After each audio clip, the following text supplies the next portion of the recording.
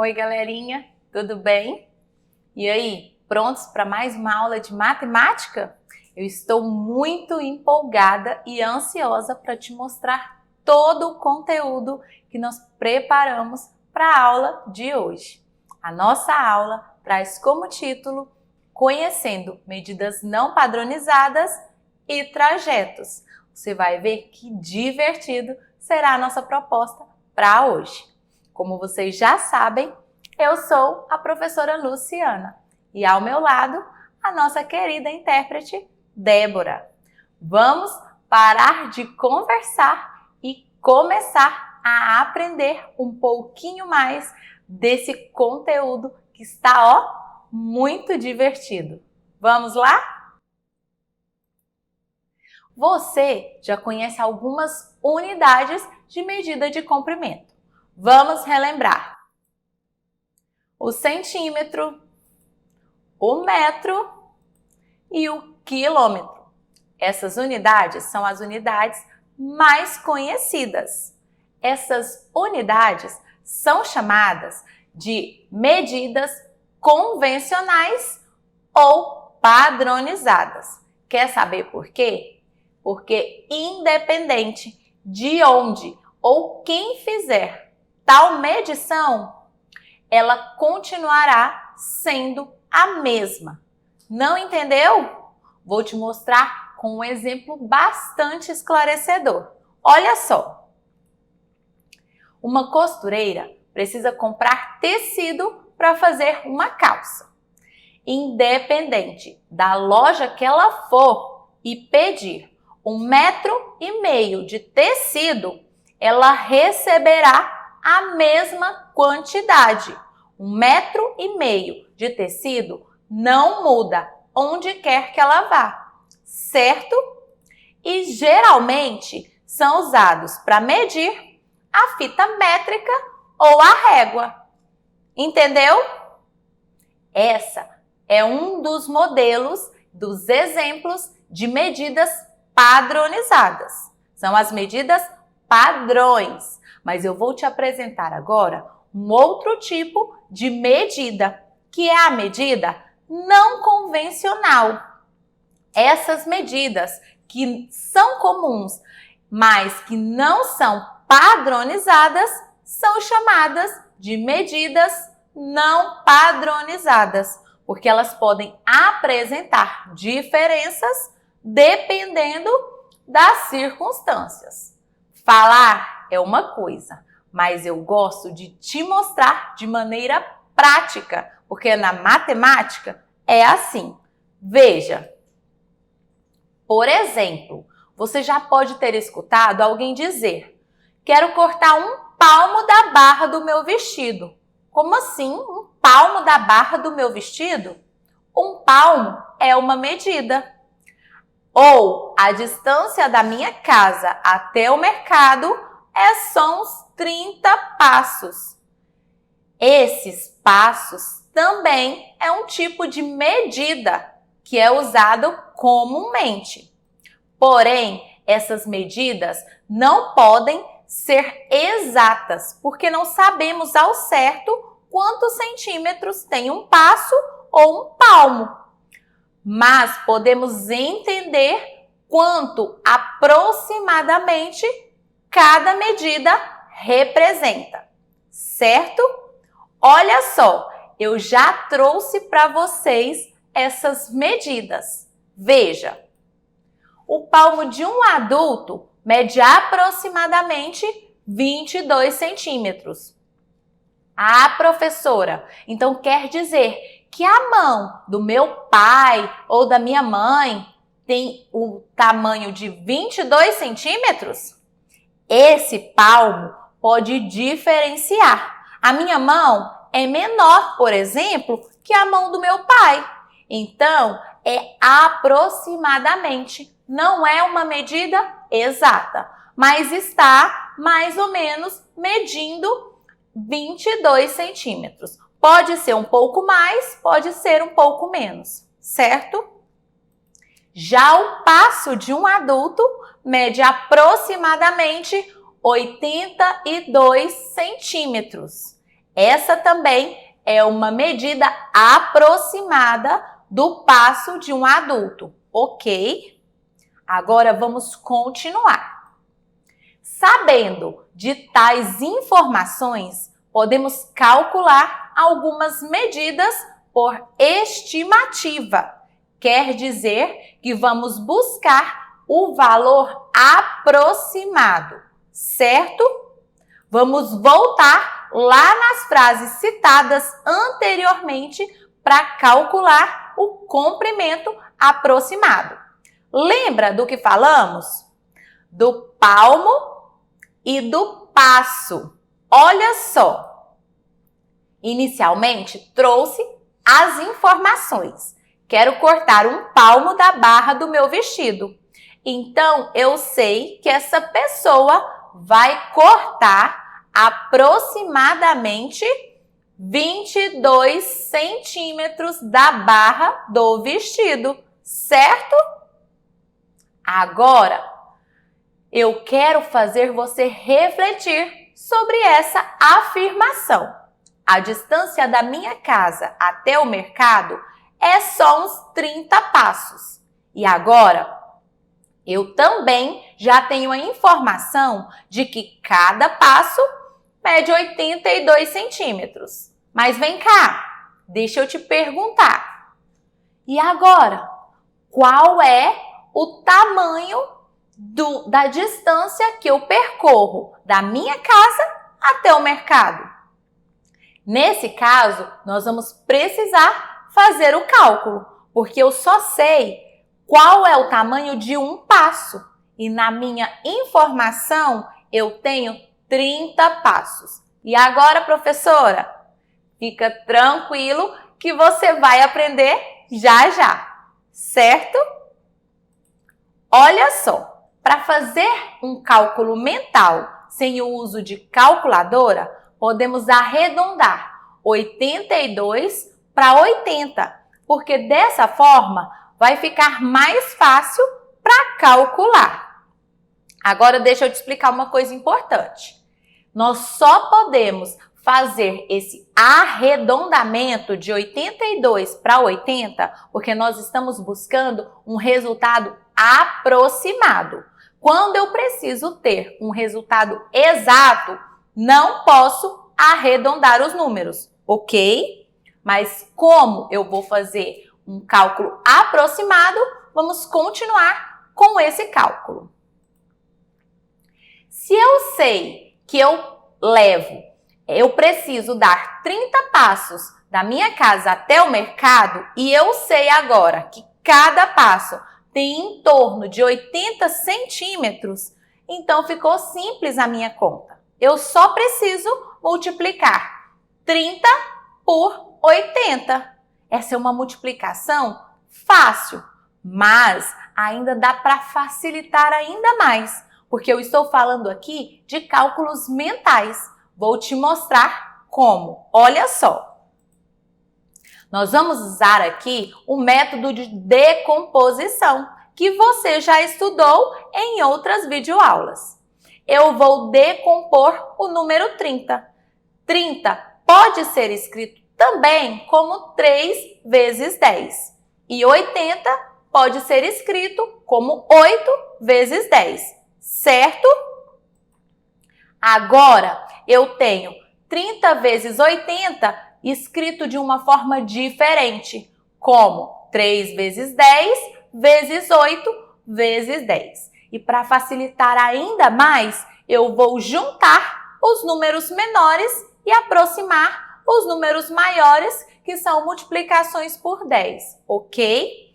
Nesse caso, eu posso alterar a ordem sem problemas, porque eu só tenho multiplicações. E na multiplicação, a ordem do fator não altera o produto, que é o resultado final da multiplicação, ok? Agora eu tenho 3 vezes 8 vezes 10 vezes 10. Ficou mais fácil. É hora de fazer a nossa conta.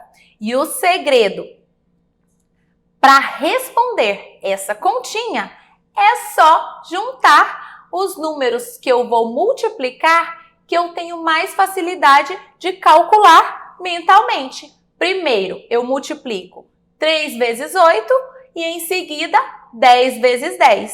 Depois, é só multiplicar 24 por 100. 3 vezes 8, você já sabe que é 24.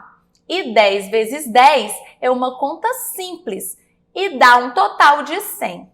Mas, professora, agora complicou, porque 24 vezes 100 é uma conta mais difícil. Não é não, é muito simples. 24 vezes 100, basta que eu multiplique qualquer um dos números contando os zeros. Ah, peraí que eu vou te mostrar. Olha só, 24 vezes 100 dá um total de 2.400. Eu preciso apenas contar a quantidade de zeros do número 10, 100 ou 1000 e acrescentar essa quantidade ao total do número que eu vou repetir na multiplicação, respectivamente, à sua direita. O número 100 possui 2 zeros. Nesse caso, o número 24 será acrescido também por 2 zeros, me dando o resultado de 2.400. Certo? Professora, você falou e eu ainda não entendi.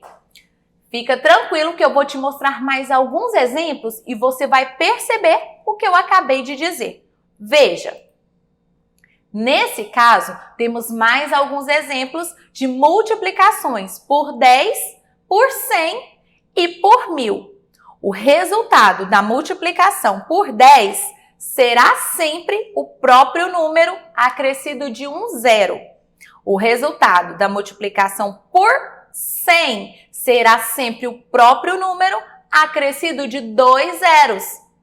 E o resultado da multiplicação por 1000 será o próprio número acrescido de 3 zeros. E agora, ficou mais fácil? Percebeu o que eu acabei de explicar? Essas multiplicações são mais fáceis de realizar. E o cálculo mental te ajuda também quando eu tenho multiplicações por 10, 100 e 1000. Certo? Ainda não acabou. Vamos continuar.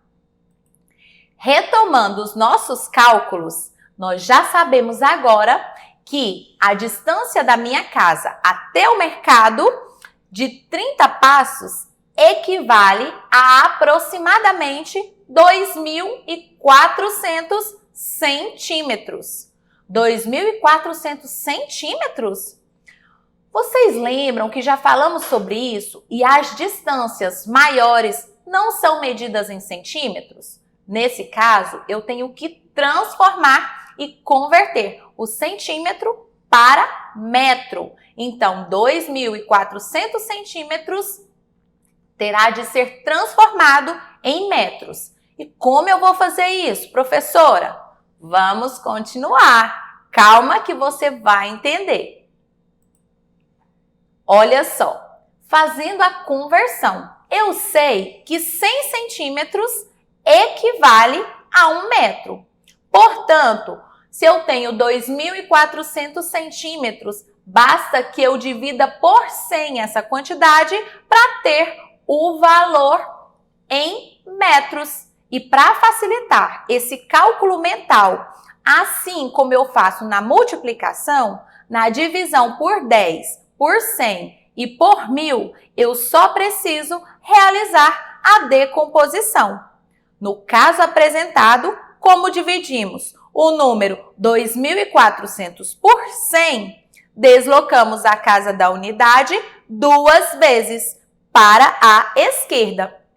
É como se estivéssemos tirando os 2 zeros quando dividimos esse número por 100. Então, o meu total de 2.400 dividido por 100 é 24.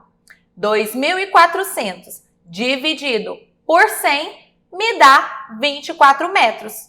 24 metros é o mesmo que 2.400 centímetros. E agora, quero te mostrar mais alguns exemplos para mostrar para você que a divisão por 10, por 100 e por 1.000 também é bastante simples nessas situações, certo? Veja comigo. Observe no slide.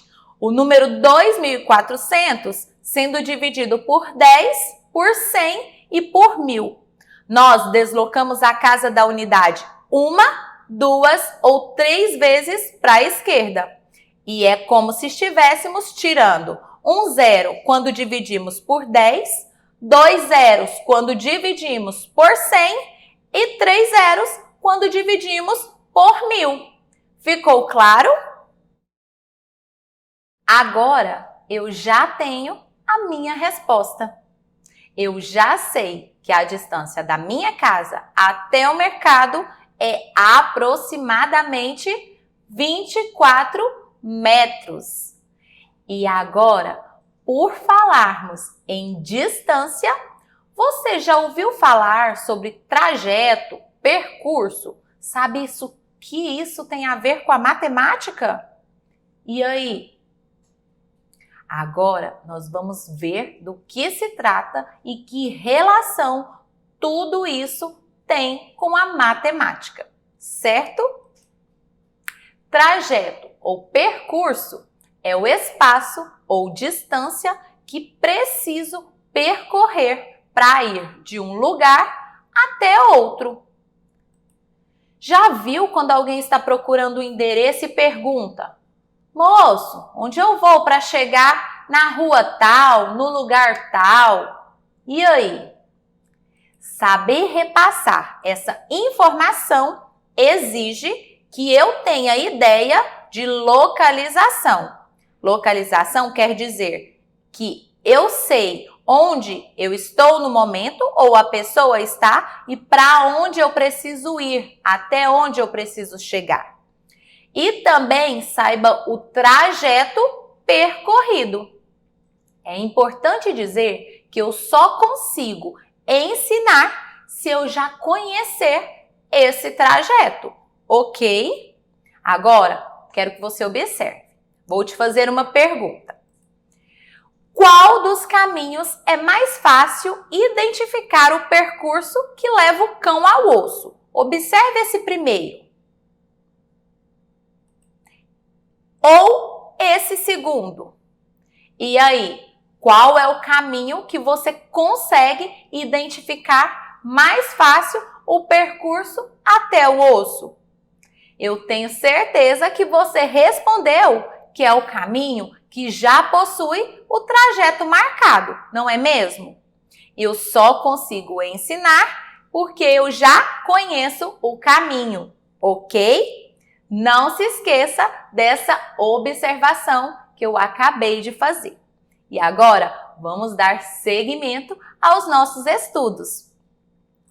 Imagine que você está na Praça Dr. Pedro Ludovico Teixeira, em Goiânia, e uma pessoa quer saber como fazer para chegar até a rodoviária central da cidade. Para isso, como eu já te disse, você precisa conhecer o percurso. E eu vou te mostrar porque eu já sei e vou te mostrar como eu ensinaria, ok?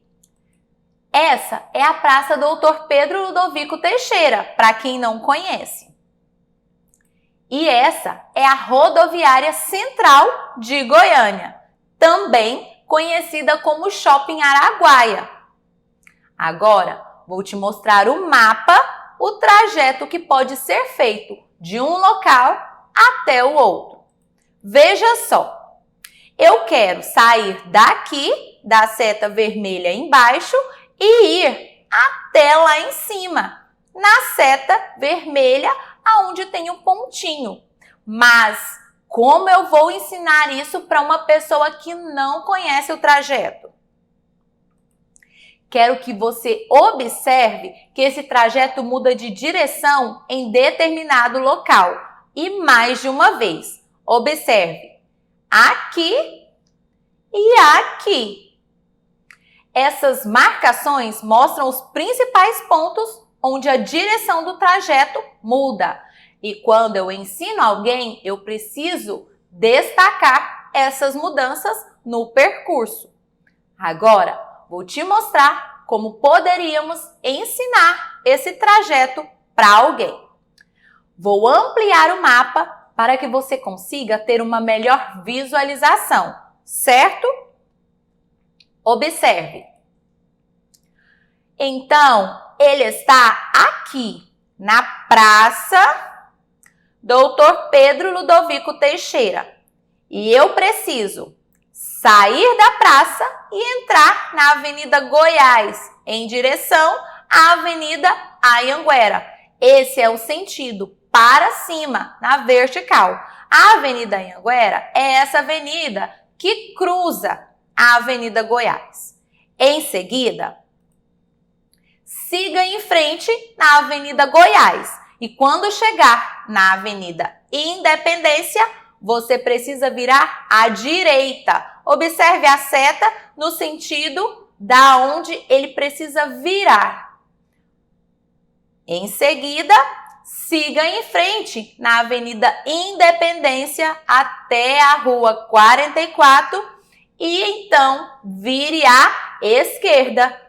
Dessa vez, há mais uma curva, só que à esquerda em sentido Avenida à Rua 44.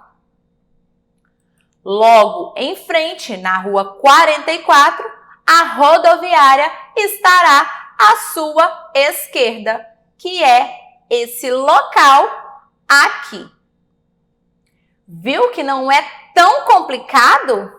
Aprendemos hoje um pouco mais sobre as medidas de comprimento, padronizadas e não padronizadas, e também aprendemos localizações em um determinado trajeto. Agora eu quero te perguntar, vem cá, você consegue pensar em mais algum tipo de medida não padronizada, mas que é muito utilizada? Vou te dar uma dica.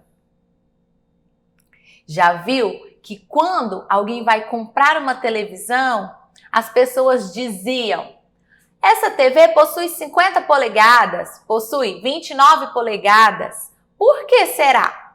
Quero que você pesquise se não souber e descubra a resposta, porque também é uma medida não padronizada, certo? Depois, leia comigo e reflita. Em um trajeto, quais elementos da paisagem pode nos ajudar a nos orientar?